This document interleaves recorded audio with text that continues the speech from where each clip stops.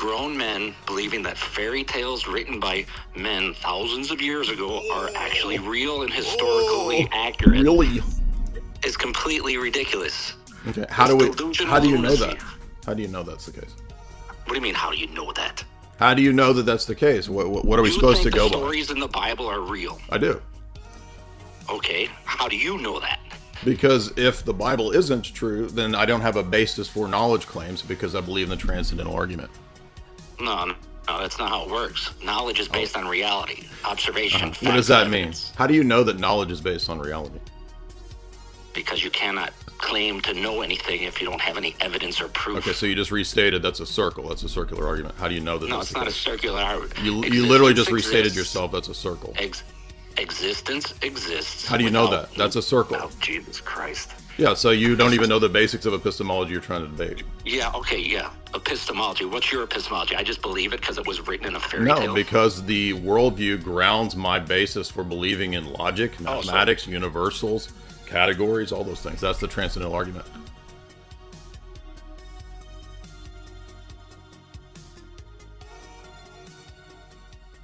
Unmute. Unmute. Awesome. Do you want to talk or not?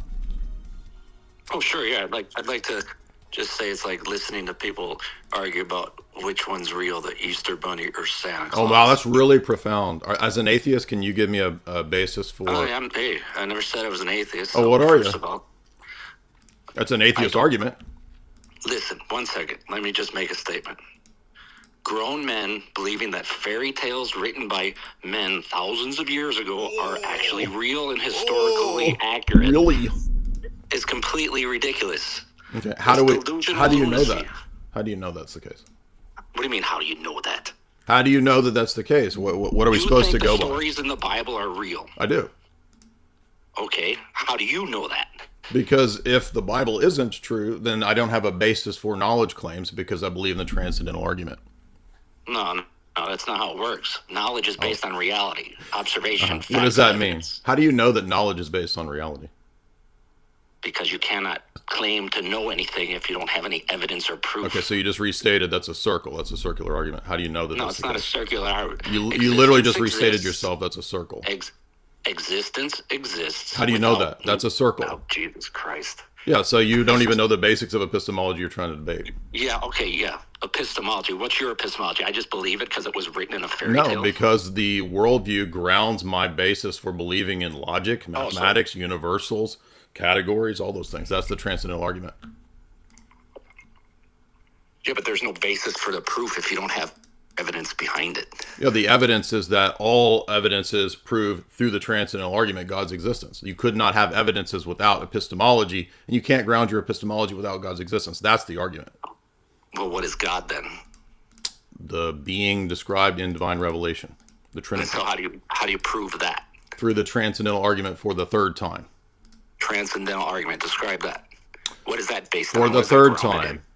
If you don't have the existence of that type of a deity, you can't ground epistemology, metaphysics, or ethics. You absolutely can. What do you think science is? Science is grounded in reality. You don't even know what grounding means. You think just asserting things is a grounding. That's why you thought. That's why you thought circular. You don't even know what reality is. A metaphysical claim. Reality is what is. Okay. So that's a circular argument, which shows that you have no clue what you're talking about. You have no. Anglo-Catholic.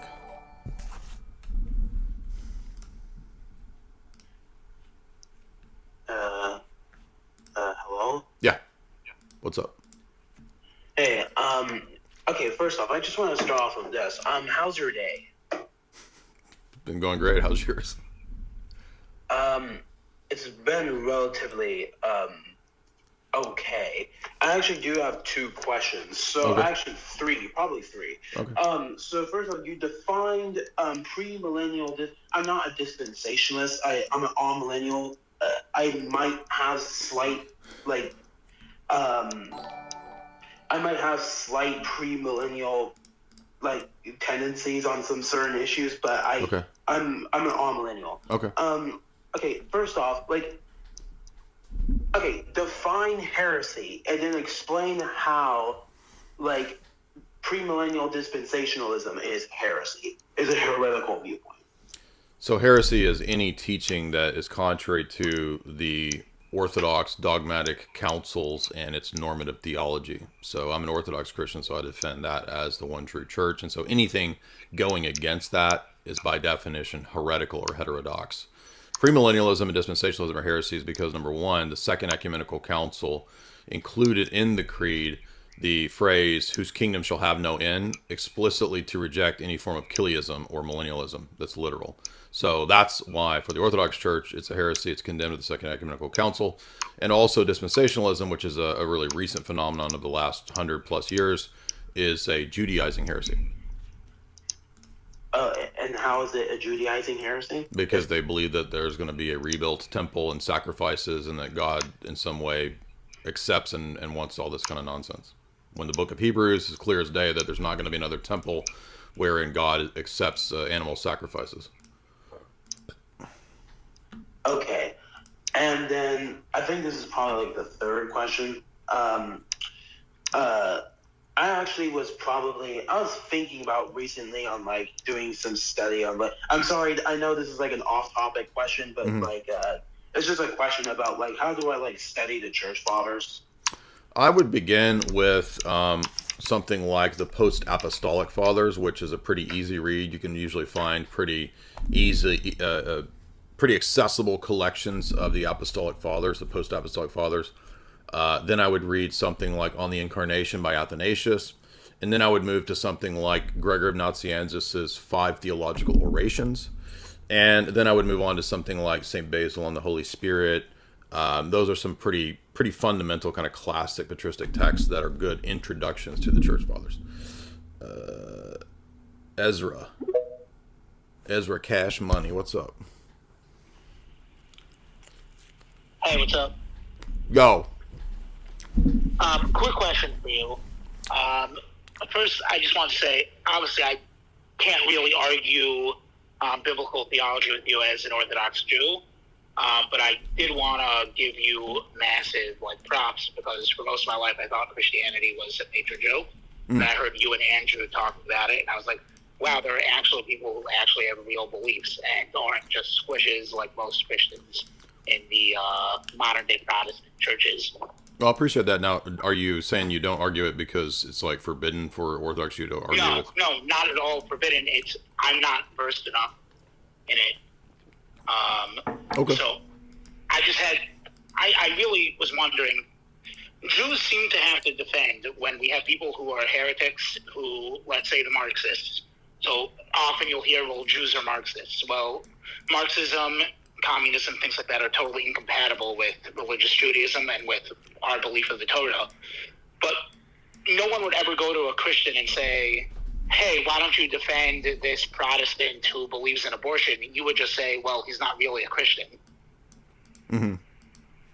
So I was just wondering why it seems like Rachel was asking the question on Twitter today, are Jews an ethnicity or are Jews a religion? Well, it seems to be when people want to attack us, we're an ethnicity, but when people don't want to attack us, we're just a religion. I would never defend any Jew like George Soros. I think he's a disgusting human being. I think you would think the same, that he's led to a lot of the downfall of Western society. Same with most of the LGBTQ garbage. But because there happens to be a lot of heretical Jews that believe that, then a lot of Jews, most Jews, just get lumped in. So I was just wondering what your thoughts on that are. I would guess that because Jews have a strong in-group preference, when people see that, which I think is a strength for people, I'm not saying it's a bad thing, but I think when people see that as something that Jews engage in to defend their people, that causes them to then lump everybody together and say, oh, you're all guilty of this, which I do not think is true. I do not believe that everybody's a part of this Soros system or whatever. I do think, obviously, there are people who disagree. I mean, we've seen, huge debates, disagreements in Israel itself over the decades. I mean, there's plenty of famous Jews who debate the Likud Jews. And so, I mean, I understand there's a lot of debate, but I think that would be my suspicion as to why people would lump everyone together. But I would agree with you. No, I think we should... I think you can make generalized statements, but you have to be careful with it because not everybody fits into a generalized category. Just like you're saying, like, oh, so like let's give me an example. Like most say, maybe not most, a large portion of churches in the West support Skittles marriage. Okay, so is that a Christian teaching? Right. Well, I would say no, and I would not want to Obviously not. I would not want to be lumped in with that. So I understand that you would probably not want to be lumped in with Soros. Absolutely, I totally agree with that. Okay, and then just to try my hand at maybe asking a couple theological questions. Sure. So it says I'm forgetting the exact verse in the Torah, but that God made this covenant and he won't ever break it. And if someone would come along and say that he did break it, you shouldn't believe him. I would agree. I don't think God broke the covenant. I think God was faithful to the covenant. In our theology, it's because Christ is the fulfillment of that. So those passages in Genesis 12, 15, 17, 22 about the seed, if you look at the way Jesus and the apostles exposit that section of Genesis with Abraham and those promises, like the fulfillment of all the nations being blessed in the seed is first and foremost the person of Christ. He is the seed with a capital S in Galatians 3 and 4. And so that's how the nations fall into this promise of how, like it says, for example, in Malachi, that all of the nations will offer incense up to the God of Israel. And that's a sign of the Messianic age. That's just one example, right? From the rising of the sun to the going down, my name will be great amongst the Gentiles. And in every place, incense will be burned to my name, a pure offering. For I will be great amongst the Gentiles, says the Lord, Malachi 1:11. So we would interpret that as one of many examples where something that's previously restricted to the temple, right? Because the Aaronic priesthood in Leviticus, like you can't offer incense, in other cities and other places. But this is specifically saying in the Messianic era, there would be temples all over or worship houses all over offering incense, which is, again, an Aaronic thing in the Old Testament, to Jehovah, to Yahweh. So in the same way, all these other passages like the Gentiles will seek my name, they will turn to Zion, and like in Isaiah 11, in latter Isaiah from like chapters 58 to 66, you have these passages about Gentile priests feeding the flock of Israel, which again, those are impossible. So we do not believe that God broke the covenant with Jews, but rather that he kept all the elements that he promised to the Jews. And even if Jews continue to this day to turn to Christ, they are the fulfillment according to Romans 11. Okay, and another quick question, if you wouldn't mind. Sure. Basically, you had a speaker before say that Ashkenazi Jews can't really trace themselves back. So I would slightly disagree with this. A lot of them did come from the Khazars, which is totally true. People who say otherwise are just lying. But majority of them, like, take it, my family are Levites. We can trace ourselves back to Shevet Levi. We can trace our lineage all the way back to him, but we're Ashkenazic Jews. Mm-hmm. So my only point is I do hear that there are a lot of converts. That's what I was going to say. It seems like Judaism always did accept converts. I mean, again, Abraham is the first convert, right? Obviously, yeah. So, like, there have been, like, if you read in Exodus, it says that when the Jews left Egypt, there were believers from amongst the Egyptians amongst the Jews, right? So there's always been Gentiles who converted to the worship of the God of Israel. Even in the book of Acts, like, you have Roman centurions like Cornelius and others who were like, they were patrons of local synagogues, and they're said to be worshipers of the God of Israel and so forth. So this has always, in some way, happened. I'm just wondering. Yeah. I'm just wondering what the criticism is there, because I assume that most Christians are also converts. Well, I think that the criticism he was making was, if you're an evangelical Zionist, you would have to pick out and know the genetic lineage, or else you couldn't say that they're all, quote, Jews. And even Jews, right, have to figure out the genetic lineage, right? So the point is that Judaism is both a religion and an ethnicity at the same time, and that's why people pick one thing to hone in on, and that's what usually causes a lot of the bad arguments and the confusion from the people who are either against it or the people who are like Zionist Christians.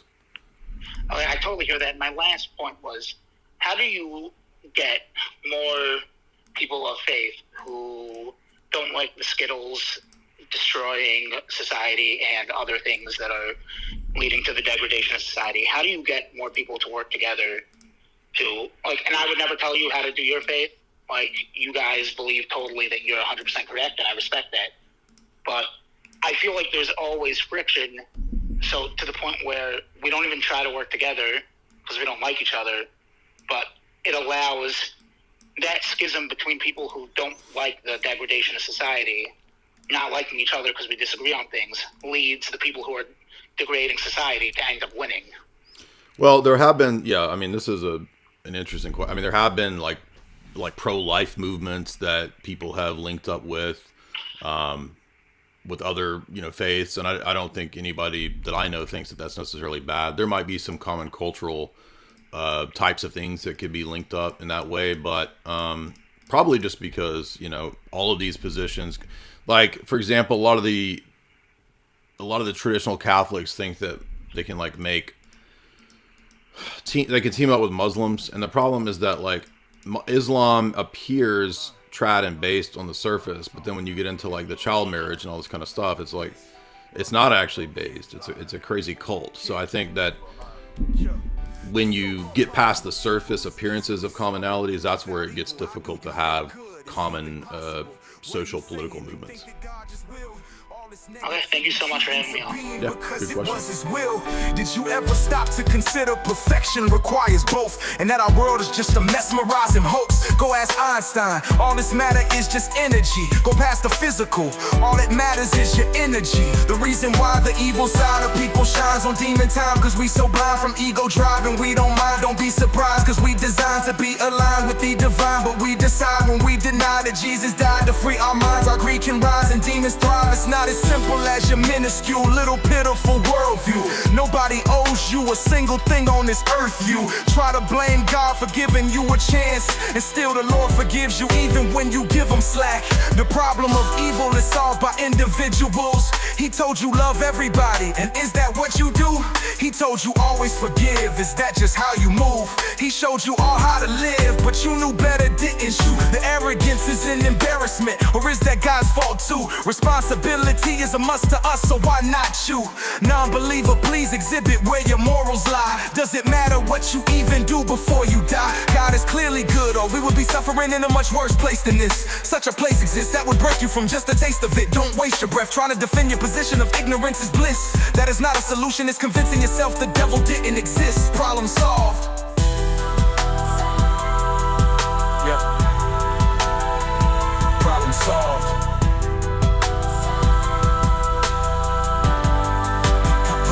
Problem solved.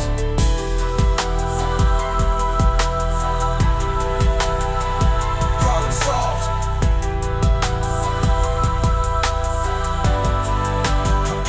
Problem.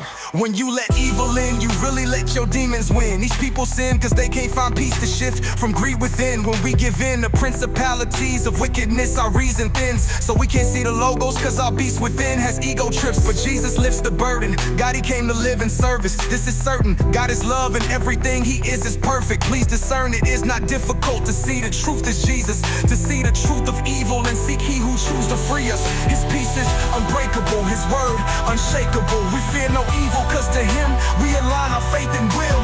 The only way to face the hatred you're adjacent to. We break right through the ancient way with sacred truth. For God to make you do what you would not would be unfair. See, evil is the cost of being free, so we despair. I see it clear, but you don't notice there's a greater plan. See, the hater man can never overtake the great I am.